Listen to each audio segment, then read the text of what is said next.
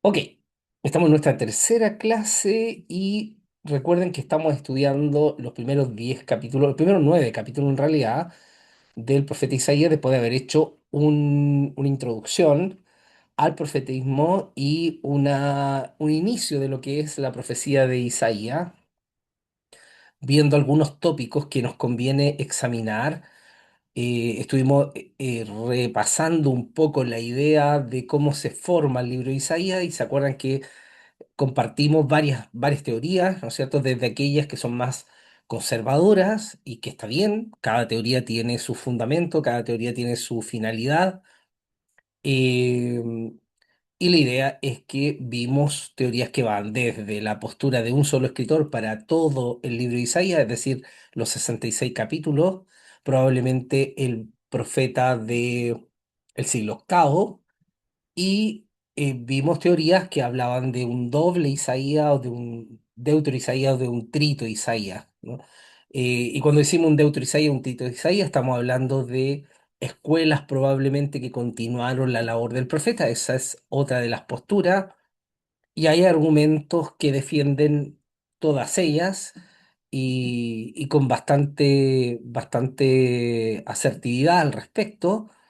Así es que un poco queda, ¿no es cierto?, a criterio de quien toma el libro de Isaías de ver con cuál de esas teorías se va a manejar.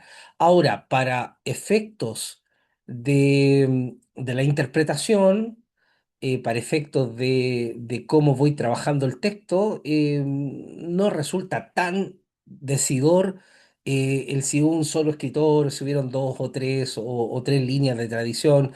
No es tan decidor al respecto porque ustedes saben que nosotros como exegetas, como intérpretes de la Biblia, en especial del Antiguo Testamento, trabajamos con el texto canónico tal como lo hemos recibido. ¿Mm?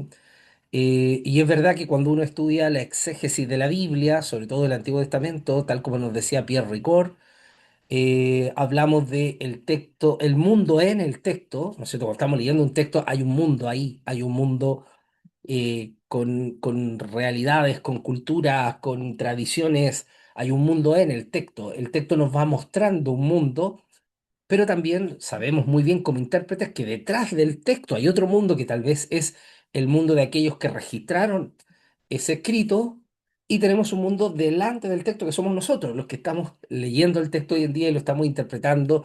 Entonces vamos a tener interpretaciones del libro de Isaías de personas que les preocupa más cuál es el mundo que se narra en el texto, qué se está diciendo, qué se está planteando, con qué palabras, con qué forma, qué figura. A mí me gusta mucho ver la retórica del texto. Como estudioso del Antiguo Testamento, me parece que lo que tiene que decir el texto, la forma en que está dicho, las figuras que se utilizan, eso es tremendamente importante de considerar para entender el mensaje del profeta. A otros les preocupa más el mundo detrás del texto, es decir, qué provocó que se escribiera eso, en qué momento histórico, si es posible detectar el momento histórico en el que se generaron las propuestas de las profecías de Isaías, y que está bien, que también nos puede servir como un telón de fondo, ¿no es cierto? Y hay otros que le interesa más el qué nos dice a nosotros hoy en día, qué nos está planteando, cómo nos habla el texto, qué mensaje nos deja, cómo ese texto se hace carne en nosotros. De repente es bueno considerar las tres dimensiones, ¿no? El mundo en el texto, el mundo tras del texto y el mundo frente al texto. Pero es lo que siempre a tratar de hacer en estas clases de Isaías. Vamos a tratar de mirarlo desde varias dimensiones. ¿Por qué? Bueno, porque la propuesta de la teología del Antiguo Testamento contemporánea, actual, estamos hablando de los autores que dictan pauta a partir del año 2020 en adelante, 2022, ¿no es cierto? Con Schmidt, con Conrad Schmidt, 2024 con Thomas Romer, 2025 con la escuela española, o sea, todas las escuelas que están recientes, que son como la nueva horneada de eruditos del Antiguo Testamento, nos recomiendan que hagamos una interpretación del texto del Antiguo Testamento desde todas las disciplinas y dimensiones que podamos, ¿no? Dice, es bastante conveniente entender que la labor de interpretar el texto del Antiguo Testamento es multidisciplinaria. Podemos utilizar miradas sociológicas, podemos utilizar miradas antropológicas, lingüísticas, teológicas, eclesiales, y todas ellas nos van a ir dando prismas distintos del texto que tal vez al armonizarla nos den un panorama más entendido respecto al tema. Hoy en día ya no se usa en la erudición del Antiguo Testamento, ya no se usa la idea de que una sola escuela, una sola propuesta tiene la verdad, no tiene la asertividad de cuál es la realidad del texto. Prácticamente no se interpreta hoy en día así el Antiguo Testamento, sino que desde las múltiples miradas, desde todas las esferas, desde todas las disciplinas con que podamos acercarnos al texto, se va a hacer un acercamiento más completo, no dejando de lado ya la clásica escuela histórica crítica, aunque para muchos ya superada ya esta escuela, ¿no es cierto?, de las diversas fuentes, pero obviamente cualquier estudioso serio la sigue considerando. Entonces, nuestro estudio es lo más integral que se pueda. ¿M? Esa es la manera en que estamos abordando el estudio del libro de Isaías. Entonces, si ustedes me permiten compartir imagen para que podamos seguir avanzando con el análisis de las profecías de los 10 primeros capítulos, especialmente los 9 primeros. Ustedes me dicen si ya tienen visión de pantalla, ¿sí? Sí, Ok. De paso, les pido el favor grande de... Sí, bueno, siempre le digo que alguien mantenga la pantalla, quien pueda mantener la pantalla encendida, lo agradezco mucho porque así tengo feedback y sé que ustedes están ahí, sobre todo hoy día que el internet ha estado inestable por esta zona. Si es que mi internet fallara, quiero saber que estoy no transmitiendo, ¿no? Al ver que ustedes están pegados, entendería de que yo no estoy transmitiendo para revisar mi internet. Y obviamente el pastor David me va a avisar inmediatamente por WhatsApp de que no estoy transmitiendo. Y ahí vemos la manera de retomar en caso que pasara algo por el estilo, ¿ya? Bueno, como decía, estamos en el análisis de los primeros 9 capítulos de la profecía de Isaías, de las tradiciones proféticas de Isaías, y estuvimos hablando del contexto, un contexto complejo, de supuesta prosperidad económica por un lado, y por otro lado esta dicotomía, ¿no? Hay prosperidad económica, pero hay decadencia en lo espiritual, en lo moral, hay decadencia en lo social, en lo fraterno, hay decadencia en el proyecto de Dios que invita al pueblo a ser solidarios, justos. ¿Se acuerdan que estuvimos hablando de por qué los profetas están tan molestos con el pueblo de Israel y luego con el pueblo de Judá? Porque han ido en contra del proyecto de la alianza, el proyecto liberador de Dios, el proyecto de formar una nación donde la justicia, la fraternidad, la liberación, la restauración, el amor al prójimo, el amor a Dios fueran los tópicos de esa sociedad. Y Israel fracasa rotundamente y luego Judá también en ese mantener el proyecto de Dios, y los profetas se van a hacer cargo de reactualizar ese mensaje del proyecto, ¿no es cierto?, que Dios tiene pensado para con su pueblo y para toda la humanidad en realidad. Y dijimos que si tuviéramos que encontrar pilares teológicos de estos primeros 9 capítulos, sería, ¿no es cierto?, el énfasis sobre la santidad divina, y estuvimos hablando de lo que era la santidad como Kodesh, ¿no es cierto?, como esta separación, esta consagración, esto ser separado para una finalidad especial, que es lo que Dios desea de su pueblo y lo que desea de cada uno de aquellos que han recibido la alianza, el pacto con Dios. El juicio social, ¿no es cierto? Una justicia social que le preocupa mucho a los profetas, mucho. Es un tema tremendamente recurrente, inmensamente recurrente. Ustedes podrían usar, por ejemplo, ChatGPT o algún tipo de inteligencia artificial y preguntarle cuáles son los temas que más se mencionan en las tradiciones de los profetas, y le aseguro que dentro de los 5 primeros estaría la justicia social. Es uno de los temas que más texto, que más tradición va generando. El teorema del resto o del remanente fiel, y la idea, ¿no es cierto?, de un rey conforme al corazón de Dios, con una, como diríamos los cristianos, ¿no es cierto?, con una mirada más cristocéntrica tal vez, o una mirada más mesiánica, el Mesías, aquel rey que sí volvería a llevar al pueblo al proyecto que Dios quería, y no como los reyes que en su gran mayoría se extraviaron del proyecto de Dios, porque obviamente no lograron poner el acento en lo que era importante, que era, ¿no es cierto?, la ley del Señor. Se cuestiona, ¿se acuerda que lo vimos en la clase pasada, ¿no? Se cuestionaba severamente el culto, este culto lapso, superficial. ¿En qué aspecto superficial? No en la manera en que hacían el culto. La manera en que hacían el culto era espectacular, con sacrificios, con holocaustos, con ofrenda, con incienso, con libaciones de aceite. En fin, hacían una liturgia muy elaborada, muy compleja, pero Dios les reclama de que tienen sus manos manchadas con sangre. Es decir, son culpables de dañar y de provocar el dolor, la pena y hasta la tragedia de sus hermanos más desvalidos en el pueblo de Israel o en el pueblo de Judá. Entonces Dios les dice que en realidad el culto que a Él le agrada es aprender a hacer el bien, la justicia, preocuparse de los que sufren, sobre todo los que están más desamparados. Y terminamos viendo la figura, si ustedes recuerdan, de la grana y el carmesí, que Dios dice, bueno, vengan, estemos a cuenta, arreglemos nuestras cuentas. Y si sus pecados son tan rojos como el carmesí, que no se puede decolorar, entonces yo los voy a convertir en más blancos que la nieve o que la lana pura. Y así terminamos la lección de la clase pasada, ¿no? El tiempo de la clase pasada. Hoy retomamos a partir de esta idea del primer capítulo de Isaías. Ojo, yo voy a ir tocando los tópicos más centrales, porque obviamente no puedo detenerme en todos los versos y en todos los detalles, porque si no, no terminaríamos jamás este estudio, ¿no? Sería interminable. Por eso que voy a ir avanzando hacia aquellos detalles que son, ¿no es cierto?, tal vez interesantes de soslayar, de poner en tema.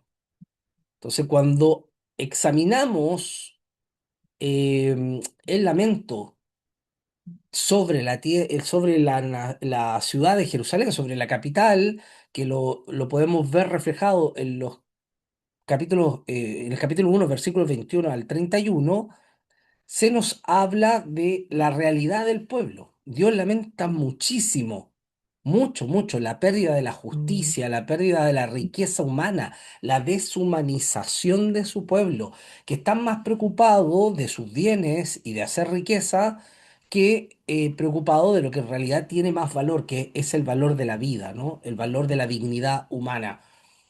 Por eso es que el profeta utiliza una figura y en esa figura que va a plantear habla del crisol, ¿no? Y dice, bueno, el Señor, pero no cualquier Señor, dice el Haadón, Yahvé Tsebaot, ¿no? Es el Señor, el Adón, el Haadón, el Señor.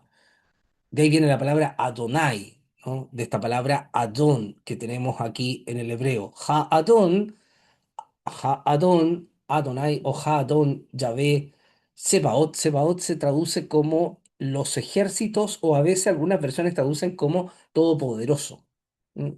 Que también es válida.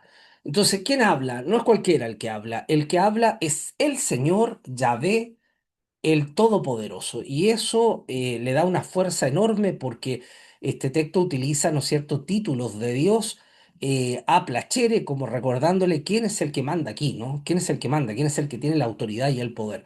Y Dios promete, entonces, bajo sus prerrogativas como Señor, como Dios de la alianza, el Yahvé, el Dios de la alianza y el Dios Todopoderoso, que es una palabra que usa mucho Isaías, la expresión Sebaot o Todopoderoso, Dios de los ejércitos, la usa mucho las tradiciones de Isaías. Dios promete purificar al pueblo. Antes usó la figura de la decoloración, ¿se acuerdan, no? Decolorar la grana, el carmesí. Ahora utiliza la figura del crisol, el crisol como el horno que va a purificar los metales, ¿no? Usted sabe que los orfebres suelen purificar los metales nobles como el oro, la plata, ¿no es cierto?, a través de someterlo a cierta temperatura para que toda la basura, para que toda la escoria suba, quede en la superficie, sea retirada y quede solo el metal precioso. Entonces, esa es la figura que Dios usa. Dice, volveré mi mano contra ti para limpiarte de tu impureza en el crisol y eliminar todo tu desecho. Obviamente esta es una metáfora que habla de lo que el pueblo va a tener que vivir. Probablemente, ¿no es cierto?, va a vivir el dolor, la tristeza de ser invadidos por una nación tan compleja y poderosa en cuanto a poder militar como era Siria. En los versículos siguientes, a la figura de el crisol va a sumar la figura de las encinas y los jardines, que en el versículo 31 nos explica de que se refiere a las alianzas humanas, a las capacidades humanas. Bueno, las encinas se usaban como representación de los dioses de la fertilidad, ¿no? Se hacían cultos a los dioses de la fertilidad bajo las encinas, y Israel y Judá habían tomado esos mismos hábitos de reiterar este tipo de acciones cúlticas o idolátricas, les diría alguien, ¿no? Pero acá claramente se refiere, por lo que dice el versículo 31, a estas alianzas humanas que no van a lograr nada, ¿no? Que van a caer, que van a ser debilitadas y que el pueblo de Judá no puede confiar en este tipo de realidades. En el capítulo 2 nos encontramos con una de las profecías más hermosas que podamos ver en el Antiguo Testamento, que no solamente está presente en el libro de Isaías, también está presente en Miqueas, ¿no es cierto? También está presente en otros profetas del Antiguo Testamento, que algunos han llamado una visión escatológica, una visión utópica, porque es la visión de que Israel se convierte en el centro de la paz mundial. Dios invita a los pueblos a peregrinar, a subir hasta el monte de la casa del Señor, y les invita a realizar una alianza de paz. Ojo, muy distinto a la idea griega, ¿no? A la anfictionía griega de hacer alianza, a veces muy frágiles, en torno a una divinidad. Era muy famosa las famosas alianzas de paz de los oráculos de Delfo en el mundo griego para tratar de evitar la guerra. Pero acá no estamos hablando de una paz frágil, estamos hablando de un cambio. Estamos hablando de el proyecto de Dios reflejado en integridad. Dios no quiere guerra, Dios no quiere conflicto, Dios no toma parte de un ejército o de otro. Dios no quiere que una nación humille a otra. Lo que Dios quiere es que paren la guerra, que paren la agresión, que conviertan sus armas en herramientas útiles para la vida y no para la muerte. Esa es la idea. La idea es una paz verdadera, un shalom, un estado de bienestar absoluto. Esa es la idea. Entonces lo que hace el profeta habla de una ciudad ideal, de una ciudad de Jerusalén ideal, una ciudad, ¿no es cierto?, de Dios, en decir de San Agustín, ¿no? La ciudad de Dios, que tiene mucho que ver con Miqueas capítulo 4 versículo 1 al 5. De hecho, son tremendamente parecidas las dos profecías. Hay quienes hablan de que tal vez uno tomó del otro, porque es prácticamente la misma idea. Se nos presenta la ciudad de Jerusalén exaltada y anhelada por todos los pueblos que quieren llegar hasta ella para escuchar la ley de Dios.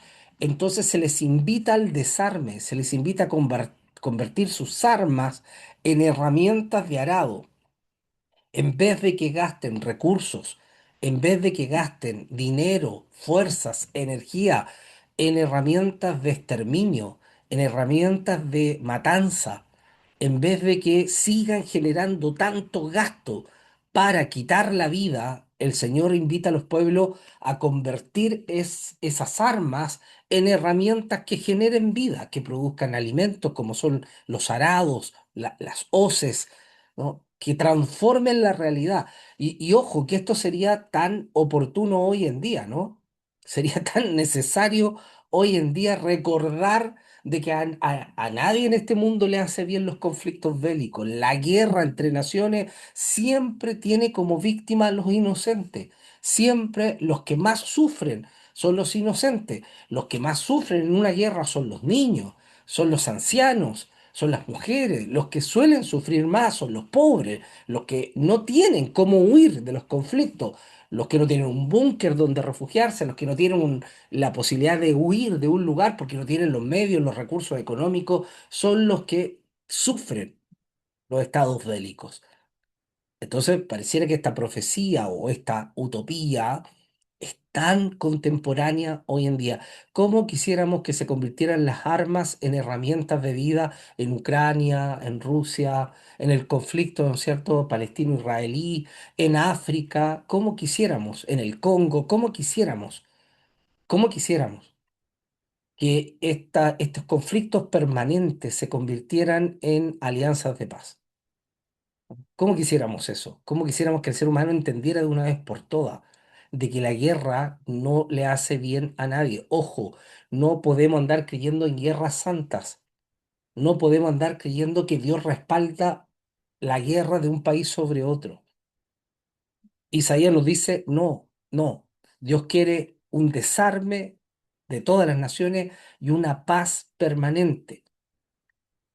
Esa estatua que ustedes ven ahí en la gráfica corresponde precisamente a una estatua hecha pensando en el libro de Isaías y Miqueas, pensando en esta profecía de que se convierten las armas en instrumentos de arado, como es este hombre golpeando su espada para convertirla en un arado. Y esta estatua hecha por un artista, por un escultor ruso, está frente al Palacio de la ONU, de las Naciones Unidas, recordando cuál era la labor de la ONU: provocar la paz, ¿no? De tratar de promover la paz. Esa es la idea, ¿no? Promover la paz, generar la paz. Lamentablemente hoy en día la ONU tiene tan poco peso, que pareciera que no influye en las decisiones de las grandes potencias respecto a mantenernos de un conflicto bélico en otro, ¿no? Es una tremenda pena. Siempre eso es lamentable. Por contraste, en el capítulo 2, después de que habla de esta Jerusalén ideal donde los pueblos suben para adorar a Dios y escuchar su ley y están dispuestos a desarmar, están dispuestos a sacar todo su armamento y convertirlo en herramientas de vida, y ojo, esto dice mucho: un pueblo que realmente escucha la voz de Dios está dispuesto a la paz. Por eso es que a mí me genera tanta controversia aquellos mandatarios, sean de la línea política que sea, sean de izquierda, sean de derecha, sean de centro, no me interesa. Aquellos mandatarios que suelen llenarse la boca hablando de Dios o hablando a nombre de Dios, pero que promueven la guerra en vez de promover la paz, en vez de promover estados de paz, estados de beligerancia que puedan ayudar a construir sociedades, ¿no es cierto?, de paz. O sea, a mí me complican aquellos que dicen creer en Dios, que dicen ser escogidos de Dios y que lo único que promueven son odiosidades y guerras. Me conflictúa enormemente. ¿Qué quieren que les diga? Como contrariedad, ese es el ideal de Dios, esta ciudad de paz, esta ciudad de desarme. Pero lo que en realidad el profeta ve es un pueblo corrompido, es una ciudad corrompida, que es como la contraparte, la antonomasia. En realidad, la realidad histórica del siglo octavo, 739 al 727, probablemente en los días de Jotán y Acaz, es que hay, ¿no es cierto?, otra realidad. Hay un pueblo colmado de supersticiones, creen en cualquier cosa menos en Dios, creen en cualquier cosa que les pueda dar respuesta, menos en los principios de Dios. Están más preocupados por hacer alianzas convenientes, alianza humana, más que de confiar en Dios, ¿no? Ellos van a confiar en otros pueblos, en otros imperios, van a confiar en los que tienen más recursos, menos confiar en Dios. Están totalmente absortos por tener más. Nunca es suficiente, nunca es suficiente, siempre quieren más. Isaías dirá que acumulan y acumulan y acumulan sin, sin que se harten de hacerlo. Están enfocados en una carrera armamentista: quién tiene más armas, quién tiene más poderío, quién tiene más carros de guerra, quién tiene más una infantería mejor preparada, quién están más calificados para vencer en la guerra. Es lo que les preocupa en este momento al pueblo de Dios, que debiera estar preocupado por la paz.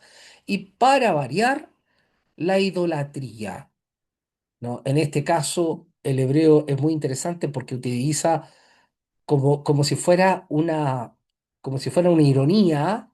Ustedes recuerdan que a Dios el Antiguo Testamento suele llamarle en el hebreo Elohim, ¿no? Elohim. Y acá utiliza la expresión Elilim, Elilim, que es como un diminutivo, que es como una especie de sátira para hablar de los diositos, los ídolos chiquititos, ¿no? Estos diositos. Porque alguien dirá, a ver, profesor, usted está diciendo de que Judá, el pueblo de Dios, practicaba la adoración a otros dioses en paralelo a la adoración al Dios de Israel. Sí, sí, y eso no solo lo denuncian los profetas una y otra vez en el Antiguo Testamento, sino que la arqueología nos ha demostrado con sus hallazgos una cantidad de dioses, de terafines, Baales, Acera, Astarte, Chemosh, una serie de figuras de dioses domésticos que han sido encontrados por la arqueología en tierra de Israel, ¿no? Que eran usadas como protectores familiares, protectores de la casa. Entonces, imagínense la realidad del pueblo de Judá, ¿no? Gente supersticiosa, gente que andaba buscando caerle bien a los que tenían más para poder ganar algún tipo de beneficio, ambiciosos materialmente, belicosos e idólatras. Y ojo, yo aquí quisiera, si ustedes me lo permiten, quisiera agregar de que en el Antiguo Testamento, sobre todo en la tradición teológica de los profetas, la idolatría no es solo la creencia en otras divinidades que no sea Yahvé, Dios de Israel. No es solo prestarle atención a otros dioses, ¿no? No es solo prestarle atención a ídolos. Ojo con esto. Eso es una parte de la idolatría, porque cuando uno habla de idolatría hoy en día, la mayoría de los hermanos dicen, pero nosotros no somos idólatras porque los idólatras son los católicos, porque ellos tienen vírgenes, tienen santos, ¿no? Yo por eso no entro en las parroquias, porque están llenas de imágenes y para mí eso es idolatría. Fíjense que la idolatría, por definición teológica en el Antiguo Testamento, sobre todo en la tradición de los profetas, no tiene que ver solo con la veneración a imágenes. La idolatría tiene que ver con la rendición ante cualquier poder que ofrece algo a cambio de algo que no sea Dios, que no sea el Dios de Israel. Porque los ídolos tienen que ser, tienen que ser comprados. Los ídolos no dan nada gratis. Esa es la comprensión teológica de la idolatría. El ídolo nunca te da nada gratis. Al ídolo hay que tratar de manipularlo a través de alguna ofrenda, a través de algo que se le ofrece. Al ídolo siempre hay que darle algo. Y lo más terrible es que los ídolos, cualquiera que sean, siempre piden la vida de los más débiles o piden sacrificios de sangre. Siempre los ídolos van a corromper la vida. Es por esa razón teológica de que el ídolo no es solo una imagen a la que adoras, es por esa razón teológica que el Nuevo Testamento, Jesús especialmente y los escritores del Nuevo Testamento plantean la idolatría como el amor y la rendición a cualquier otro poder que no sea el poder de Dios. El intentar, el intentar manipular a una divinidad ofreciéndole algo. Los ídolos siempre reclaman algo o reclaman la vida de los seres humanos. Por eso es que Jesús habla de el dinero como ídolo. Porque cuando el dinero no es usado como un bien al servicio de la vida, al servicio del bienestar integral de todos, del bien común, no solo de mi bienestar, sino que del bien de todos los que me rodean, ¿no? Eso incluye a mi familia, a mis seres queridos, amigos, vecinos, hermanos de la iglesia.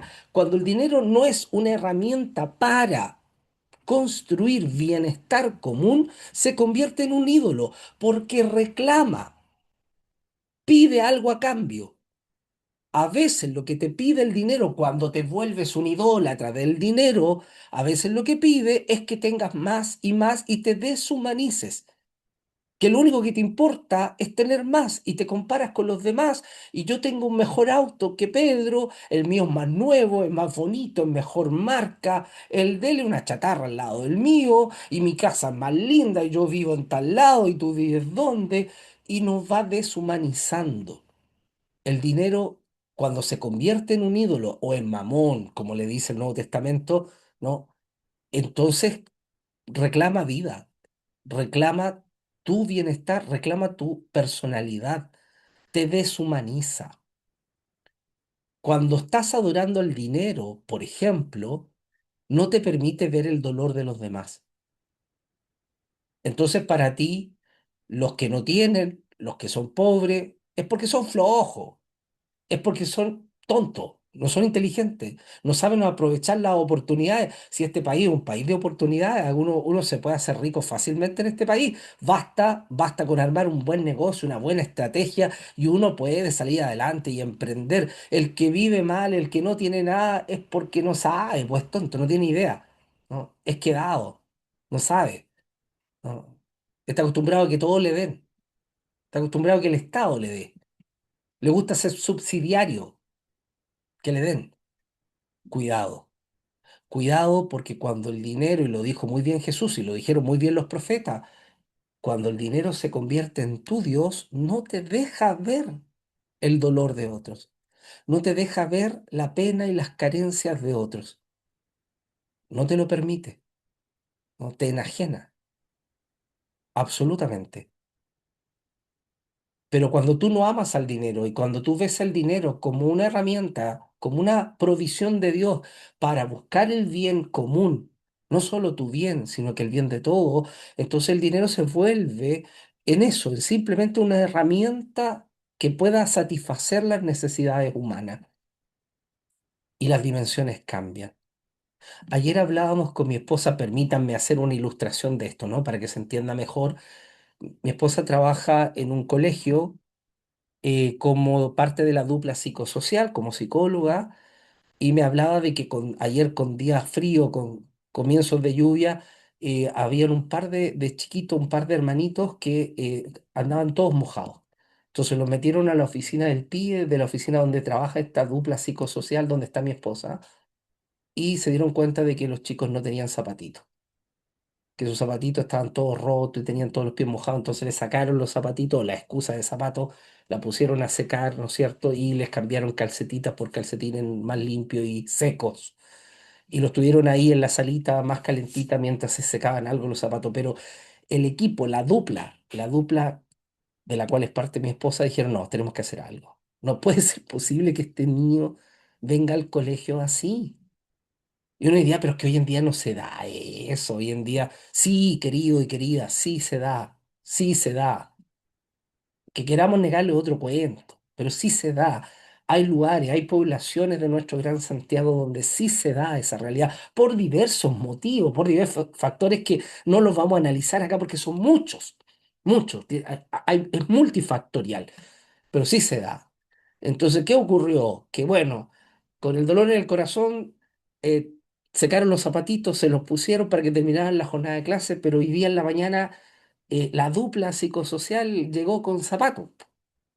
Entonces ayer andaba mi señora desesperada buscando comprar zapatos lo más rápido posible. Y ahí tú te das cuenta, yo pensaba mientras veía a mi esposa en eso y su compañera en eso, y ambas llegaron con zapatitos para los niños, yo decía, si a estas chiquillas no les pagan tanto. Es una dupla psicosocial de un colegio nomás. No les pagan tanto. Pero están pensando que su dinero no puede ser para ellas, pues, solamente. Que tiene que estar al servicio de la piedad. Tiene que estar al servicio de la misericordia. Y no es que nosotros seamos ricos, porque no lo somos. No, no es que seamos bien acomodados, no lo somos. Somos gente de trabajo como todos ustedes. Pero es que entendemos. Yo creo que todos los que estamos acá, creo que cada uno de los que estamos acá, porque a varios de ustedes yo los conozco. A varios de ustedes los conozco y sé el corazón que tienen. Sé que el corazón de ustedes es muy difícil que el dinero lo corrompa como ídolo, pero no podemos negar que es una realidad de nuestra sociedad. Nuestra sociedad está embelesada con la búsqueda del bienestar personal, individualista, y los demás no nos interesan. Los demás no son nuestra preocupación.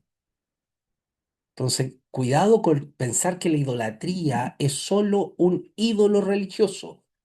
La idolatría tiene múltiples caras, tiene múltiples rostros. Hay que tener mucho cuidado. Lo que sí debemos saber es que sea cual sea el ídolo sea el dinero, sea el poder, sea la arrogancia, sea lo que sea, cual sea el ídolo, te va a reclamar algo. Tarde o temprano te va a pasar la cuenta. El ídolo no es incondicional como Dios. El ídolo no es gracioso. Y cuando digo gracioso me refiero a que tenga gracia, ¿no? El ídolo no desprende gracia. El ídolo, si te va a conceder algo, poder, estatus, te va a conceder bienestar, lo que te conciba, lo que te entregue, te lo va a cobrar. Por favor, sépanlo. Y eso es lo que decía Isaías. Estos Elilim le están cobrando al pueblo la vida, porque ellos siempre se cobran. No dan puntadas sin hilo. Siempre se cobran. Por eso es que es absurdo que el pueblo de la alianza deje al Dios gracioso, al Dios de gracia, misericordia y amor, por ídolos que lo único que hacen es quitarles la vida. Parece ridículo, parece absurdo, pero es la realidad que estaba viviendo el pueblo y es la realidad que va a denunciar el profeta Isaías. Entonces viene, ¿no es cierto?, una predicación casi social y que anuncia el gran día del Señor, que se puede sintetizar en tres bloques que vamos a tratar de desglosar. El primero, una soberbia estructural, sobre todo de todas las clases sociales, pero que vamos a ver que el profeta lo enfoca en las mujeres. Luego le voy a explicar por qué lo enfoca en las mujeres. No, pues si no acá se me van a enojar varias y van a decir, no vengo mal a la clase del pastor Gustavo porque no echa la culpa a nosotras. No, no, quiero explicarle el contexto. No quiero que se entienda el contexto. También habla un bloque acerca del día del Señor, o sea, el día, el Yom Yahvé, el Yom Yahvé, el día de Dios, el día en que Dios actúa, el día en que Dios interviene para hablar también de aquella consecuencia, el despojo, la desolación. Ya le decía que los ídolos se la cobran y la cobran cara, y a Judá y a Israel le cobraron cara, le cobraron muy cara. Entonces, hay un juicio. En el capítulo 2 versículo 10 al 22 se nos habla de un juicio que va a utilizar símbolos religiosos, los lugares altos de adoración. No, ellos se han construido fortalezas, se han construido naves lujosas que contratan de los fenicios, los mejores navegantes de la época. Hay orgullo, hay una religión errada, sacada de foco, no entienden nada, están tremendamente confundidos. Entonces Dios habla de la decadencia de su pueblo a través del profeta Isaías. Es tan desalentador el cuadro que la miseria social que hay se ilustra a través de una inversión de las clases sociales. Hay una falta de provisión para la gente más pobre. Hay una ausencia de liderazgo. Es muy probable que esta profecía se cumpliera cuando las primeras incursiones a Siria llegaron a tierra de Judá, ¿no?, destruyendo las primeras ciudades. El profeta lo que hace, muy acorde a la cultura de su tiempo, habla de que el caos que se ha producido en el pueblo de Dios ha alterado el orden que para ellos es normal. Ojo, el orden normal en el mundo antiguo ha sido alterado. ¿Y qué significa que haya sido alterado?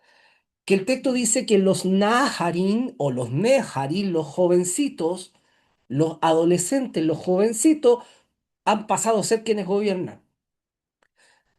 Ellos se han convertido en los Sarejem, viene de zar, príncipe, principal, gobernante, ¿no? Entonces, los niñitos están gobernando el pueblo. El joven, el Hanahar, el joven, se levanta contra el Saken, contra el anciano, contra el hombre que tiene experiencia, lo denosta, lo considera anticuado, ya no, ya ha pasado su tiempo, ya no tiene nada que decir, absolutamente nada que decir, tiene que darle el paso a la nueva generación. Que, ojo, no es que Dios no quiera darle espacio a la nueva generación y a los jóvenes, todo lo contrario, Dios sí quiere, pero acá está hablando de una inversión en el orden. El malvado, y acá es interesante porque muestra cómo el malvado, el corrupto en el hebreo, Nikle, se levanta contra el Nikbab, contra el recto, el noble,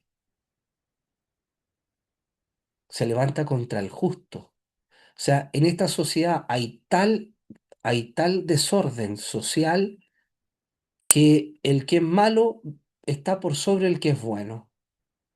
El que es injusto está por sobre el recto. Y eso obviamente que provoca dolor y miseria. Dice, un joven será el tirano, Olel, ¿no? El tirano del pueblo. Va a abusar del pueblo. Y las mujeres gobiernan, Nachim.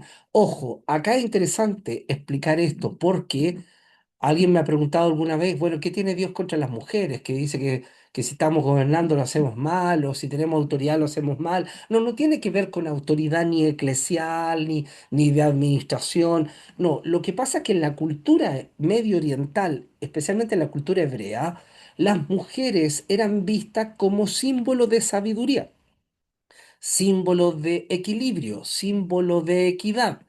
Prueba de ello es que en Proverbio, la doña sabiduría, ¿no?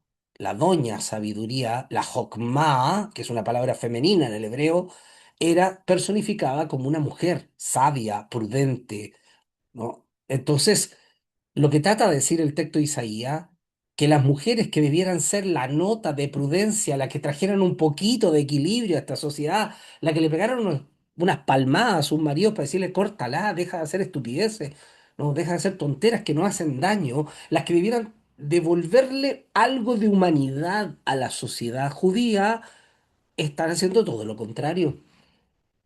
Y se nos describe en el capítulo 3 versículo 16 hasta el capítulo 4 una serie de actitudes que tienen las mujeres, sobre todo de la clase alta, las mujeres nobles. Son vanidosas, dice que se llenan de lujos desmedidos, están llenas de vanidad, gabaj, ¿no? Están llenas de arrogancia, les importa muy poco lo que pase con los demás y describe con lujo de detalle todo lo que gastan en utilizar como adorno, ¿no? Brazaletes, zarcillos, corona, cadeneta en los pies para que suenen al andar, vestidos de lujo, mientras los demás a su alrededor la pasan mal, mientras los sirvientes de su casa lo pasan mal. Entonces compara Isaías a esta mujer arrogante que ha usado de todo el despilfarro habido y por haber en tiempos donde hay más necesidad, la compara con esa mujer prudente, sabia, que sabe cuál es el tiempo que está viviendo, que sabe qué es lo que es prioridad, que sabe ser austera en tiempo en que se requiere para que su familia también aprenda eso. Esa es un poco la comparación, no es que Dios tenga algo en contra de las mujeres. Entonces la profecía dice que al final estas mujeres de la alta sociedad judía que se vestían con plata y oro y zarcillos y cadenetas terminarán siendo llevadas cautiva y en vez de cinturones de metales preciosos y piedras preciosas llevarán cadenas y en vez de linos finos y sedas se vestirán de silicio, de trapos de esclavo, ¿no? Hace el contraste. No, no sé si se logra entender eso, ¿no? Ojo, no quiero que vayan a pensar las hermanas que el texto tiene algo contra las mujeres, que tiene algo contra ustedes, sino que está hablando que si aquellas que son las censores de la compasión, de la ética, las que son los censores de la piedad en el pueblo de Dios, no están actuando como tal, entonces ya no queda nada por hacer. ¿Mm? Ya les decía que mi esposa ayer llegó tan preocupada por el chiquito que no tenían zapato y quería salir a comprar zapatos ya para llevar. eh, es que las mujeres en la cultura hebrea tienen esa sensibilidad, ¿no? El sufrir con otros, el entender el dolor de otros, el ponerse en el lugar de otros. Para la Biblia esa es una característica de compasión, el gesed, que es muy propio de las mujeres. Ojo, con esto no estoy diciendo que la ética del cuidado solo le corresponde a las mujeres. Eso es algo que tenemos que asumir todos, hombres y mujeres, por igual. Hombres y mujeres por igual. Tenemos que tener compasión y ética de cuidado para con otros. Mm, Pero ¿se logra entender eso? ¿Me doy a entender bien? Si hay dudas, por favor, me preguntan. Entonces avanza la profecía y llegamos a la idea de, a pesar de todo esto, porque alguien podría ver este panorama y decir, qué mal, o sea, el pueblo de Dios está pésimo, está pésimo. Si las mujeres que son las que suelen ser sensatas, sabias, prudentes, las que son las moderadoras, de la sociedad, las que son el filtro de la sociedad, las que humanizan la sociedad hebrea, si ellas están totalmente desenfocadas, entonces estamos perdidos. Bueno, pero Isaías dice, no, no, no, no estamos perdidos porque hay un remanente, hay un resto. Hay un grupo que no se ha corrompido, hay un grupo, un Shear Yasub, una raíz, a pesar de que ha sido talado el árbol de Judá, usando la metáfora del hacha que se coloca, ¿no es cierto?, el hacha puesta al tronco, hay una semilla, hay un brote, hay un remanente, hay un grupo de gente que sigue el proyecto de Dios, que sigue viviendo en justicia, que sigue viviendo en rectitud, que no se ha rendido a los ídolos, que mira con compasión a sus hermanos, que busca hacer el bien cuando todos están buscando lo contrario, que no hace alianzas de poder con nadie, que no corrompe a la justicia, que intenta seguir la alianza de Dios. Ese grupo está presente. Hay un remanente que a Dios le interesa, un retoño, una raíz que pareciera que está brotando, pero que va a florecer para honrar a Dios. Eso es lo que plantea. Por eso que son llamados los kadosh, los santos, los consagrados, los apartados, los que Dios ha cuidado para que mantengan la fidelidad. Y acá aparece una expresión que quise destacarla porque es bastante interesante, ¿no? Es muy, muy interesante que esté presente la expresión que aparece, que habla de que a pesar de la destrucción que podrá venir sobre Judá y sobre el pueblo de Dios por tal vez los asirios, dice que Dios tendrá un grupo de este remanente, serán aquellos que han sido inscritos para vivir. Algunas versiones dice los que fueron inscritos en el libro de vida. ¿No? En el texto hebreo habla de todos los inscritos. Kol ha-katuv le-hayim be Jerusalén. Todos los inscritos en el libro o todos los inscritos para vida en Jerusalén. Algunos han asociado esta profecía o esta declaración, todos los inscritos como vivos o como vivientes en Jerusalén, lo han asociado con Malaquías 3:16 o hasta con Apocalipsis, que habla de los que están inscritos en el libro de la vida. Claro, porque tiene la misma idea. La idea es aquellos que ante una desgracia han sido registrados como vivos, como que escaparon de la desgracia, escaparon del dolor, escaparon de la miseria, escaparon de la corrupción, escaparon, son este grupo, este remanente inscrito, que son los que se mantienen, los que están vigentes en la memoria de Dios. ¿No? Interesante esa figura, bastante interesante. Luego el profeta habla de que Dios va a respaldar este remanente y lo va a hacer al más puro estilo del Éxodo. ¿Se acuerdan que hablamos en la clase pasada de las tradiciones liberadoras de Dios, de esta alianza de Dios para liberar, para escuchar a su pueblo oprimido, liberarle y convertirlo en una nación que viva de acuerdo a sus principios?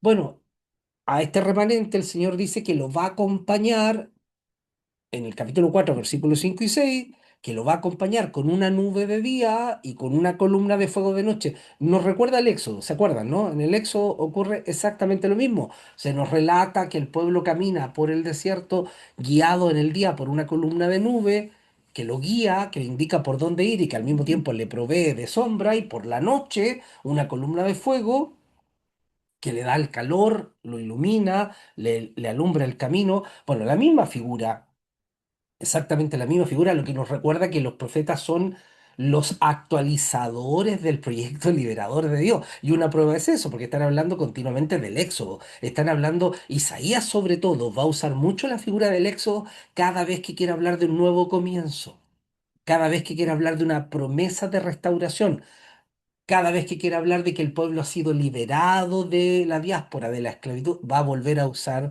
la figura de el Éxodo. Y llegamos al canto de la viña, tal vez una de las figuras más lindas que hay en estos primeros capítulos del texto de Isaías.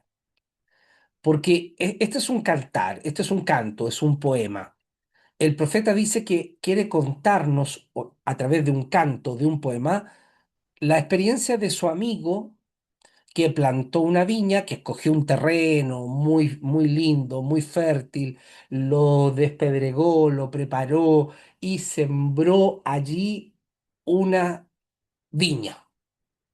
Y dice, y no solo la sembró, sino que la cuidó, le puso cerco para que los animalitos no la destruyeran, colocó una torre para vigilarla, para que las aves no hicieran daño de esta viña. Tenía todo preparado, la cuidó, la abonó, se preocupó por ella.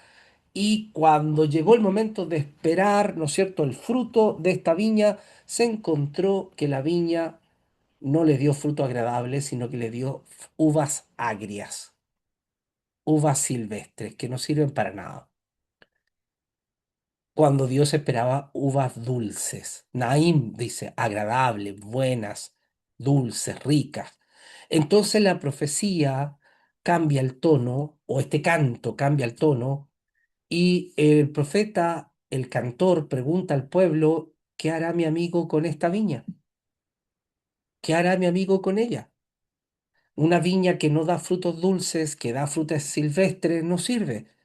Para lo único que sirve, ¿no es cierto?, dirían en el campo, es para quemar la madera de la viña como chemiza, para encender el fuego, porque ni siquiera la madera de la viña sirve para construir algo. Es una madera liviana, porosa, frágil.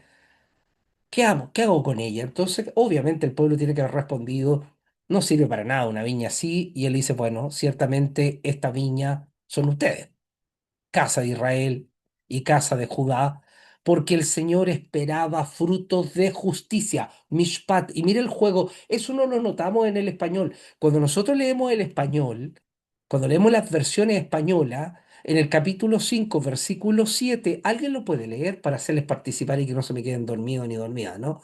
¿Alguien tiene Isaías capítulo 5 versículo 7? Si no, se me van a quedar dormidos. 5:7. Ciertamente la viña de Jehová de los ejércitos es la casa de Israel, y los hombres de Judá, planta deliciosa suya. Esperaban juicio, y he aquí vileza, justicia, y he aquí clamor. Perfecto, eso es lo que nos dicen en español, ¿no? Entonces, ¿cuáles son las frutas, los frutos buenos?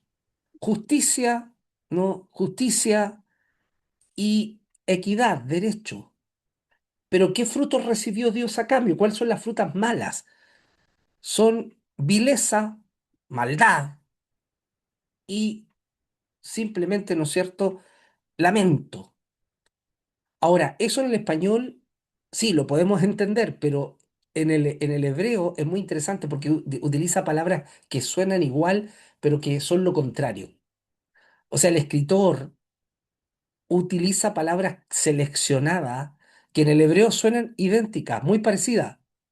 Cambia una letra nada más, por lo general la letra final, pero que significan cosas muy distintas.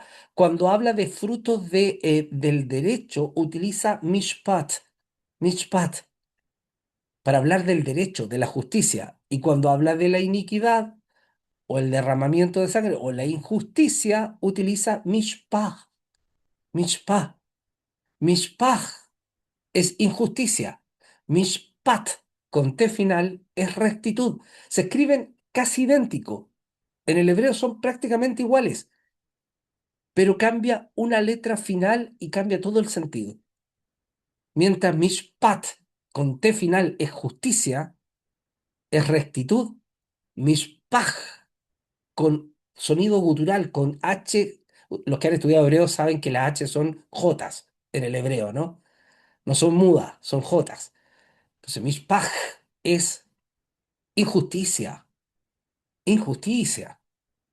Luego dice que esperaba, ¿no es cierto? Esperaba que hubiera, eh, que hubiera rectitud, que hubiera integridad. Y utiliza la expresión li sedaká, sedaká, que viene de sadik, que significa el que es justo, el que es recto, el que es noble. Y el Señor esperaba frutos de rectitud, de nobleza, ¿no? Li tzedaká, pero recibió a cambio tzedakah. Es prácticamente palabras iguales, utiliza palabras que suenan parecido, pero que son todo lo contrario. Escogió el escritor palabras que sonaran parecidas, pero que fueran antónimos. Esa es una joya. ¿Por qué digo que es una joya? Porque los que escucharon les sonaba como un trabalengua prácticamente. Mishpat versus mishpach. Sedaká versus seaká. Suenan parecidos al escucharlo, prácticamente lo mismo, pero son todo lo contrario. Una es rectitud, la otra es iniquidad. Una es justicia, la otra es maldad. Es interesante cómo el escritor, eso lo podemos ver en el hebreo, en el español no nos damos cuenta. Ahora hay un elemento más interesante a considerar. En la tradición hebrea del Antiguo Testamento, la viña no era solo la figura de un lugar precioso con parras que dan fruto y del cual se puede comer frutos dulces y hasta hacer vino, hasta hacer mosto. No es solo eso. Acuérdense que en la tradición poética y sapiencial del Antiguo Testamento, la viña hermosa, dulce, cándida, también representa a la novia. ¿Se acuerdan el Cantar de los Cantares? En el Cantar de los Cantares, la viña es la novia. Y sus besos son embriagantes como dulce vino, dice el cantar. Entonces la viña de frutos dulces es comparada con una novia dulce, cercana, fiel. Pero al ser una viña agria, al ser una viña que no da buenos frutos, entonces está diciendo simplemente, mi amigo lo dejaron plantado, la novia lo engañó, lo dejó solo. Es un amor no correspondido entre Dios y su pueblo. Es interesante esta figura. Vuelvo a decir, alguien me dirá, ya, de nuevo las mujeres, ¿y no puede ser el novio infiel? Sí, sí puede ser el novio infiel, por supuesto. Por supuesto que puede ser el novio infiel. No siempre tiene que ser la mujer. Lo que pasa es que la figura de la mujer es más ad hoc a la viña cuando hablamos de belleza, de dulzura, ¿no es cierto? De candidez, obviamente está más ligada a la viña. Pero claro que puede ser también el novio infiel, po, el novio que no corresponde al amor, ¿no es cierto? Que traiciona. Eso es Israel, eso es Judá, así es como se le ve, lamentablemente. Ahora, estas uvas agrias el profeta en el canto lo sigue desarrollando y habla de que cada una de estas uvas agrias es un vicio, es una injusticia, ya sea la ambición, el monopolio por tener, Isaías dice, acaparan casa sobre casa, tierra más tierra, siempre quieren más, nunca están satisfechos y si le pueden quitar a otros lo que tienen, con mayor razón lo hacen. Hay un hedonismo desenfrenado, ¿no? Una ceguera en todos los aspectos por vivir la vida loca, hacer lo que se me plazca, dice que se embriagan, no les interesa nada. Estos tipos les da lo mismo, salen a tomar, se van de carrete, pescan el auto a todo dar por la carretera, les da lo mismo si chocan a alguien, si provocan un accidente, a ellos no les interesa. Así de simple, total tienen plata. Si algo pasa, los van a mandar a clases de ética. No les interesa a ellos lo que puedan provocar. Targiversan los valores, al mal, a la injusticia, a la impiedad. Le llaman bien y al bien le llaman ser tonto. Es que el Pedro es tonto. Por eso es así. Anda creyendo en la gente, siempre le cree a la gente. Cuando la gente le pide algo, él les da. Es más tonto. No son capaces de decir, es piadoso, tiene un corazón sensible ante el dolor de otro. No, a veces le pide a gente que, no, que lo hace de puro pirigüeño, no tiene ninguna necesidad. Y él les cree. Bueno, ¿quién tiene el problema? ¿El que tiene un corazón noble y cree o la persona que abusa? ¿Quién tiene el problema? ¿Quién es el que está actuando mal ahí frente a Dios? ¿No? Ellos han tergiversado los valores. Hay corrupción judicial porque el que tiene dinero le paga a los jueces para que declaren a favor de ellos. Y obviamente los más desvalidos no tienen cómo hacerlo. No hay justicia para ellos. No hay justicia para ellos. La justicia no existe para el que no tiene cómo pagarla. Entonces se hablan de estas 6 uvas agrias que se convierten en 6 ay, en 6 ayes de dolor. En el hebreo, hoy. Hoy en el hebreo significa ay, ¿no? El dolor, la exclamación de dolor. Y hay 6 dolores: la avaricia, el hedonismo, la crueldad, la falsedad o hipocresía, el aparentar ser lo que no eres, la arrogancia y la injusticia. Son descritas por el profeta como estos frutos agrios que van a tener un ay, que van a tener un dolor, que van a tener una consecuencia, que va a haber detrás de esto un sufrimiento.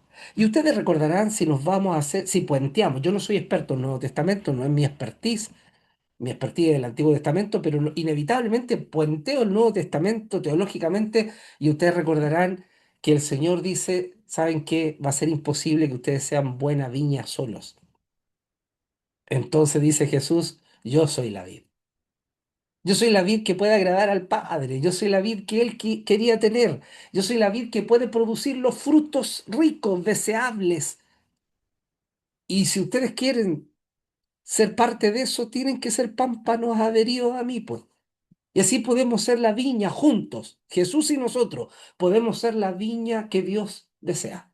La que da frutos de justicia, de equidad, de bondad, de empatía, de misericordia, de calor humano, de amor al prójimo, de rectitud. Pero el Señor se dio cuenta que solo no podemos, de que necesitamos que Él sea la vid y nosotros nos sumamos a ser sus pámpanos para beber de su savia. La solución está en lo que plantea Jesús, sin lugar a duda. Ahora, ya llegando a los capítulos finales de esta primera parte, se nos va a advertir de que lamentablemente, por las injusticias, por estos frutos de maldad, entonces va a haber una crisis que va a tocar al pueblo de Judá. Y no se demora mucho en pasar. Ya para el 732, la política de la época está al rojo vivo. El imperio asirio amenaza la Canaán. Entonces se une Siria o Aram con su rey Razón, con Pekaf, un rey de Israel, que en el texto es llamado Efraín, para poder hacer frente a la amenaza siria y invitan al rey Ahab de Judá a que sea parte de esta alianza, pero por instrucción del profeta Isaías, Ahab dice, no, nosotros no vamos a hacer ninguna alianza, lo sentimos mucho por los hermanos del norte, pero no vamos a hacer alianzas militares para oponernos a un imperio, vamos a dejar que Dios sea el que nos ayude, vamos a confiar en él, así nos ha dicho el profeta. Molestos los reyes sirio e israelita del norte, hacen una coalición para atacar a sus hermanos del sur, una guerra civil. Los hermanos hebreos peleando, ¿no es cierto?, unos contra otros. Y frente a esa amenaza, el rey consulta al profeta y el profeta consulta a Dios. El profeta Isaías habla con Dios y le dice, ¿qué va a pasar acá? Y el Señor le dice, tranquilo, estos dos reyes, el rey sirio y el rey del norte, son tizones que ya están casi apagándose. Son como las mechas de las lámparas que están botando, quemando el último poco de aceite. Ya casi no queda nada, ya les queda un poquito de aceite y ya están humeando. Eso es extraño para nosotros porque no usamos lámparas de aceite ya, pues, ¿no? A ver, espérenme un poco.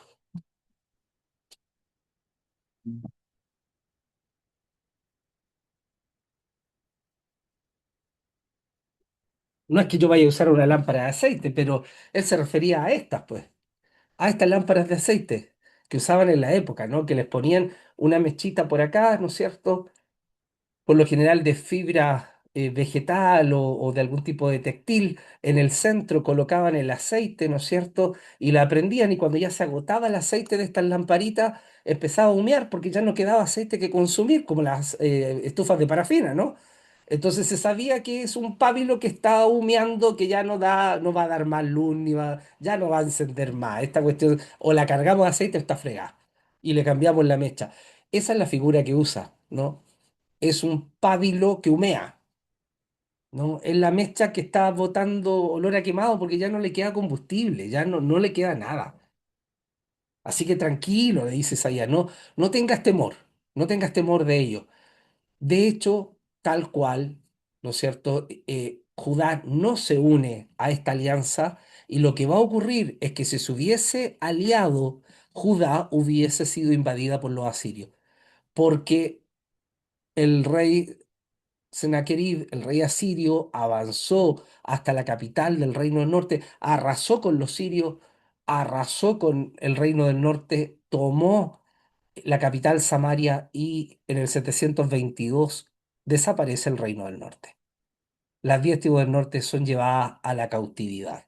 Se mezcla la población. Desaparece el reino del norte en tiempos del profeta Isaías. De eso se libró Judá al obedecer la instrucción de Dios. No tengas miedo, ¿no? Entonces, esta uvas amargas trajeron un problema. En el capítulo siguiente se nos habla de la visión del profeta. No me voy a detener en esta porque este es el capítulo más conocido. En el año en que murió el rey Usías, primo del profeta Isaías, tristemente el profeta se va al templo a orar y lo que ve en el templo no es el templo, es el trono de Dios, un trono alto y magnífico, ¿no es cierto? Y uno que está sentado en él y sus faldas cubren todo el lugar o su túnica cubre todo el lugar y el lugar tiembla, se estremece, se llena de incienso y resulta que los querubines que estaban en las murallas del templo comienzan a volar, se despegan de las murallas y comienzan a gritar Kadosh, Kadosh, Kadosh, Yahvé, Tsebaot. ¿No? Eso, alguien diría de qué fumó el profeta, que comparta. ¿Ah? ¿Qué tomó? ¿Qué fumó? Si entró al templo y él está viendo el trono de Dios y ve a los querubines volando, que son los querubines que hermosean o que decoran el lugar santo y el lugar santísimo. Pero él no ve eso, él ve el trono de Dios con ángeles, con arcángeles y querubines volando. Tiene una visión gloriosa. ¿Se acuerdan que hablamos que las visiones no eran una pantalla o una película que veías? ¿Te acuerdas? ¿Se acuerdan que dijimos que las visiones son intelectivas? El profeta, el ser humano, cree que está viviendo esa realidad, es como una realidad virtual. El profeta estaba inserto en ella, tuvo temor. Dijo, ¿quién soy yo para que pueda ver a Dios, el trono de Dios? Yo soy un pecador como mi pueblo. Soy inmundo, de labio inmundo, comparado con esta belleza de Dios. Y dice que viene un arcángel, ¿no es cierto? Un querubí con un carbón encendido que lo tomó desde el altar de los sacrificios y le tocó los labios para purificarle y no le chamuscó los labios. No quedó con votos el profeta, ¿no? No quedó con los labios hinchados. No. Fue purificado simbólicamente y Dios le confirma su llamado. Algunos creen que este capítulo no debiera ir, o este episodio no debiera estar en el capítulo 6, debiera estar al inicio del profeta. Pero fíjense que es muy interesante que esté puesto acá. No está puesto al azar acá. No es que se equivocaron los escritores bíblicos y no supieron dónde colocarlo. ¿Dónde colocamos la experiencia de llamado del profeta? Y lo pusieron en el capítulo 6. ¿Por qué no lo pusieron en el 1? Es que está tremendamente bien puesto aquí. Porque este llamado del profeta, el profeta aquí es llamado a anunciar que el proyecto liberador de Dios, a recordarle al pueblo la alianza que tienen con Dios, y está muy bien puesto acá, porque es precisamente el puente que une las faltas del pueblo, los errores del pueblo, la infidelidad del pueblo, con el llamado de Dios a su Immanuel, a su sirviente justo, al llamado Dios con nosotros, al que está llamado para devolver la fe y la confianza, el emet, al pueblo. es el que va a cambiar la historia. Se dirá entonces que aquí hay una señal. El texto de Isaías dice que cuando el profeta habla con el rey Ahaz para decirle que no haga alianza con el reino del norte ni con los sirios para hacer frente a los asirios, sino que confíe en el Señor, le dice el Señor, le dice al rey, el profeta, que pidas una señal de que lo que te estoy diciendo es verdad. Pide cualquier señal y Dios te la va a dar. Y el rey con falsa piedad dice, no, no necesito pedir, por favor, por favor, ¿de qué está hablando? Si no tenía ninguna confianza. ¿Ah? Debió haber sido más honesto, haber dicho, sí, en realidad me cuesta creer que Dios nos va a ayudar, así que si tienes una señal que darme, por favor, ayúdame, ayúdame a creer. ¿No? En ese caso fue más honesto el padre del hijo lunático, del chico que, ¿se acuerdan en el Nuevo Testamento que era poseído, tirado al fuego, tirado al agua? Los espíritus lo querían matar y el Señor le dice, ¿crees que yo lo pueda sanar? Y él dice, sí, sí creo. Y después la piensa y dice, mejor ayúdame, ayúdame a creer. Eso es más honesto. Eso es mucho más honesto. Pero este sinvergüenza de Ahaz se hace el que tiene fe cuando en la realidad es que no. Entonces el profeta que lo conoce porque logra discernirle a través de Dios, le dice, no, mira, dice Dios que te va a dar la señal igual. ¿Y cuál va a ser la señal? Que la doncella, la Alma, considera un Yelet, un niño, y su nombre será Immanuel, o Emanuel en el español, Dios con nosotros. Hay dos interpretaciones de este anuncio. Uno, que pueda referirse a la esposa del rey Acaz, una joven doncella esposa del rey Acaz, que estaba a punto de concebir a Ezequías, su hijo. Entonces, que cuando él volviera a casa, su esposa le iba a decir, amor, ¿sabes qué? Estamos esperando un bebé. Y eso le sirviera como señal. ¿Mm? Esa es una interpretación, la interpretación histórica.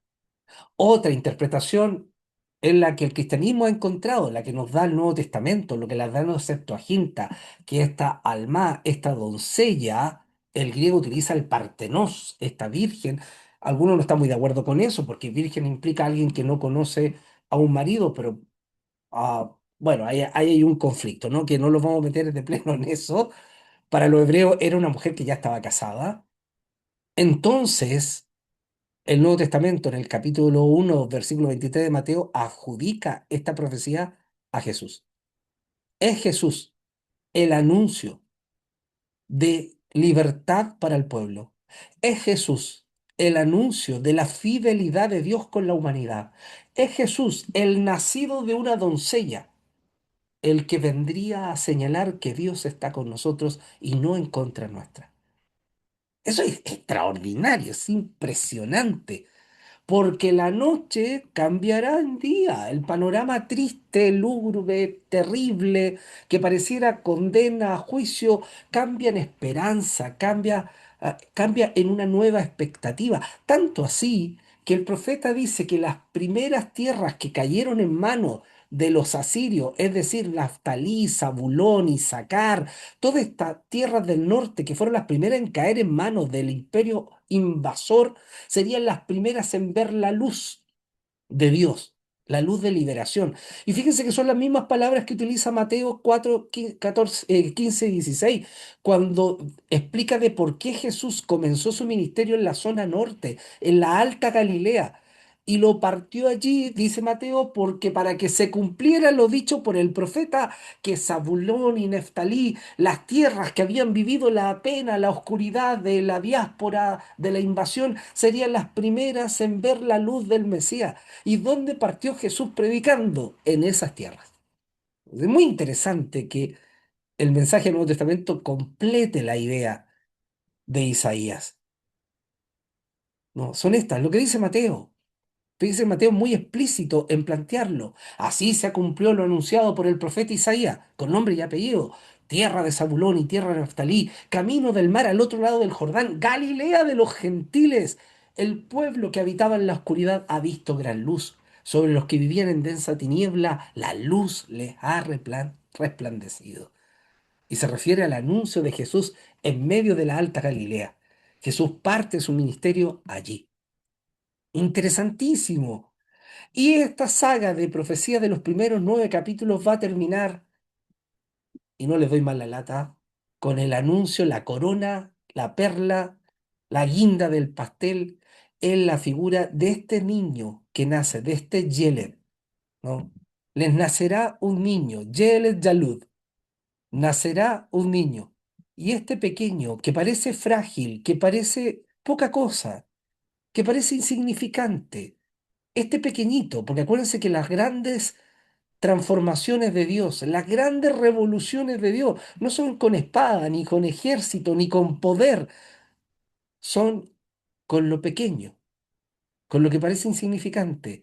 Este pequeñito, este bebito, va a ser una revolución impresionante, va a cambiar la realidad del pueblo, porque él será llamado Shar Shalom, príncipe de paz, el que tiene la misión de traer la paz total, el bienestar total a la humanidad. Será llamado Pelé Yodet, consejero maravilloso, porque la sabiduría, la justicia, la equidad son sus galardones, son su signo. Será llamado Abi Ad, Padre por siempre. Ese niño traerá el amor del Padre, traerá el cariño, la protección. ¿Se acuerdan cuando Jesús, los discípulos le dicen, mira, Señor, tú has estado con nosotros, genial, pero te pedimos una sola cosa, muéstranos al Padre y estamos? Y el Señor les dice, perdón, disculpen, he estado tanto tiempo con ustedes y ustedes me dicen, muéstranos al Padre, ¿no saben que Abi, Ad, yo y el Padre uno somos? Yo les muestro al Padre. A través de mí han conocido el amor del Padre, la ternura del Padre, del Abba. Este pequeñito, este niño, este Yeled, que parece tan frágil, es nada menos que el Gibor, el Dios fuerte, el Dios poderoso, que es más poderoso que una alianza política, que es más poderoso que los ejércitos en los que quería confiar Judá. Con esta señal del Yeled, del pequeño que vino a cambiar el mundo, el profeta cierra los primeros 9 capítulos de su saga, de su profecía, que me parece el mejor broche, me parece la mejor manera de terminar no solo las profecías de este primer bloque de Isaías, sino que también terminar la clase de hoy, a menos que hayan preguntas o inquietudes o aportes o críticas o correcciones, todas valen. Pastor, Querida entendí Jimena, que no escuché bien la frase, la palabra para decir esta joven madre, esta joven que concebirá en hebreo versus la que está ya, mencionando en griego, porque el en problema griego es, da más la sensación de virginidad exacto, versus la hebrea. el hebreo Mm. es alma, alma, y alma significa, alma los hebreos lo usaban para hablar de una joven, de una doncella que estaba en edad de estar casada o de casarse. No, no, fíjate que la palabra hebrea no habla de una mujer que no ha conocido varón, que es virgen.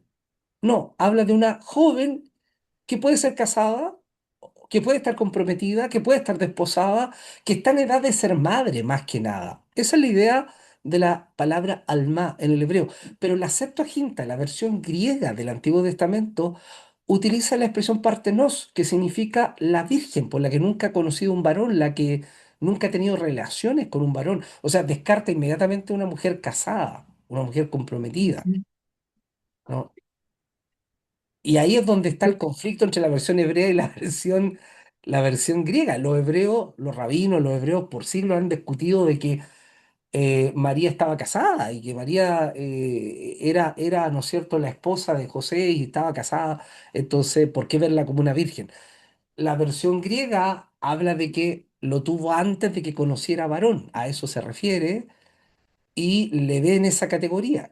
Ahora, lo que después haga la teología, ¿no es cierto?, occidental, católica, apostólica y romana, convirtiendo a esta figura casi en una en una mediadora entre Dios y los hombres, ya ese es otro cuento, ¿no? Eso ya es muy posterior a las tradiciones del texto bíblico. Y no voy a discutir eso porque yo respeto la fe de otro, aunque yo no esté de acuerdo, pero el asunto es que en el texto hebreo, Alma podía ser fácilmente una mujer casada, joven, eso sí, En, joven. en Siempre el, tiene que en ser el joven. Evangelio de Lucas dice que cuando María habla con el ángel le dice, pero yo no conozco varón. Claro, claro. Entonces nos refuerza la idea de De virginidad, virginidad, claro, claro, claro, refuerza la idea. Pero ojo, porque estamos hablando de lo que dice el texto de la hebreo, profecía. de la profecía de Isaías. La profecía de Isaías no daba luces si era virgen o no. Decía una mujer joven, nada más. Alma Mm. es una mujer joven, que pudo haber Tal vez, sido tal vez virgen por o eso no. los de la Septuaginta, no, pues la Septuaginta fue antes. Sí, pues. Sí, pues fue Fue en el siglos antes. siglo tercero, siglo Sí, segundo antes de Cristo. Se la jugaron, claro, se la jugaron. está- Y estaban eso era lo raro, que iluminados. mira, cuando un hebreo lee el texto y dice que un alma, Yolud Yaled, un alma tendrá un niño, dice, sí, pues Es normal. una mujer joven puede tener un hijo porque la alma es la mujer que está en edad de, ya ha ovulado, ya ha tenido sus primeras menstruaciones, está en edad de ser mamá, no, puede serlo sin ningún problema. ¿Te fijas? Entonces no le suena extraño. Pero la versión griega habla de una virgen que concibe. Entonces, eso para los hebreos dice, pero ¿cómo una virgen va a concebir? Una virgen no puede concebir, porque para que conciba tiene que haber tenido esposo o haber estado con un hombre. De otra manera, ¿cómo concibe? El Nuevo Testamento aclara el concepto, dice, sí, pero es que concibió no de un hombre, concibió del espíritu. Ya, eso es algo que los hebreos no van a, los judíos no van a entender. Ujú. Eso a ellos les No les destroza cuadra con su, la profecía. no les cuadra, y no les cuadra con su identidad, porque para los hebreos, mire, acá tal vez otro tema, ¿no? Como para conversarlo en un retiro, en un seminario o algo por el estilo.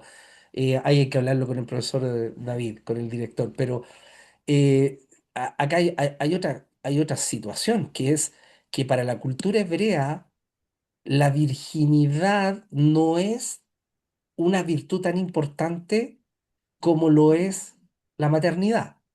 Para la cultura hebrea, acuérdense que las mujeres hebreas querían tener hijos y morían por tener hijos, y la que no tenía hijos se sentía desechada de Dios, casi castigada, ¿se acuerdan, no? Sí. Se sentía muy triste. Ana, la madre de Samuel, por ejemplo, la Rebeca, Raquel, las mujeres bíblicas, Sara, querían tener hijos. Entonces, como que la virtud máxima era poder tener un niño, no tener descendencia o niña. Pero en el caso de la cultura griega, la virginidad era una virtud, porque las Mm. pitonisas de los templos griegos eran vírgenes. Para el cristianismo, la virginidad se convirtió en una virtud, más que la maternidad. Mm. Entonces, ¿se acuerdan? Sobre todo por la enseñanza de Pablo, Pablito con sus voladas, perdónenme, pero yo a Pablo le tengo harto cariño, pero cuando Pablo dice que es mejor estar soltero que estar casado, no tiene ni idea, no tiene ni idea ese. Con todo respeto, no tiene idea. ¿Sí o no, Pedrito? No tiene idea, no sabe. Absolutamente. No tiene idea. ¿No? Con todo respeto a Pablo, pero ese es el pensamiento de Pablo. De hecho, Pablo llega a decir que eso es lo que él cree, no dice que es un mandamiento del Señor, es lo que él cree. Pero muchos le hicieron mucho caso a eso. Y con el tiempo, en la historia de la iglesia se sumó que muchas mujeres cristianas jóvenes se hicieron célibes, se hicieron virgen y se metieron, ¿no es cierto?, a cofradías o monasterios, no tanto por el amor a Dios. La historia de la iglesia, cuando la leemos, la Turré, por ejemplo, nos habla de que muchas mujeres, sobre todo de la clase alta romana, se hicieron vírgenes cristianas para servir solo a Dios, porque eso les permitía, primero, no estar bajo la autoridad de un hombre. Segundo, podían estudiar. Tenían acceso a las Mm, grandes bibliotecas de los monasterios. Entonces tenía libertad para mm, estudiar, para aprender, para mandarse solita. Bueno, bajo una abadía, bajo una líder, ¿no es cierto? Hoy en día diríamos madre superiora, como sea, pero eso les dio libertades que no les daría el estar casadas. Al estar casadas estarían bajo la autoridad de sus maridos. Entonces hay historiadores que dicen que por eso fue tan sobreestimada la virginidad dentro de la doctrina cristiana. Pero para la doctrina hebrea, el que una mujer esté casada es virtud. El que un hombre esté Mm. casado es virtud. Que forme familia, que vive en familia, es virtud, es virtuoso. Esa es la Mm. mujer virtuosa. ¿Se acuerdan de la mujer virtuosa del Proverbio 31? Es la que mm. tiene familia, Sí. esposa, hijos, que la alaban. Eso es virtud, no la virginidad propiamente tal. Eso es más del Nuevo Mm, Testamento y principalmente de la idea paulina, porque no hay otro autor del Nuevo Testamento que hable de eso. Es Pablo. Es mm. Pablito y sus Y de él chistes. se tomó la Iglesia Católica Romana para los Y monasterios, para el sí, y sacerdocio, o sea, sí, el nivelito. y sí, Mm, y sí. ¿Qué quiere que le claro. diga? Bueno, Le eso. faltó corroborar las tres doctrinas para poder, las tres, Claro, ratificar las tres veces para poder cumplir la doctrina. exacto. Le faltó, ¿no es cierto? Faltó Le eso, faltó faltaron dos. la verificación, faltó la verificación escritural. Bueno, querido y querida, muchas Como gracias. siempre, un placer, un Un abrazo. agrado. No quiero quitarles más tiempo, quiero ser prudentes con el tiempo de ustedes, sobre todo por los que se conectaron a primera hora. Así que agradecido. La próxima semana estudiamos los 10 capítulos que siguen, ¿no? Y así vamos avanzando en el estudio del profeta Isaías. El Agradecido. 9 se nos hizo muy corto, pero Sí, para ser tan lindo.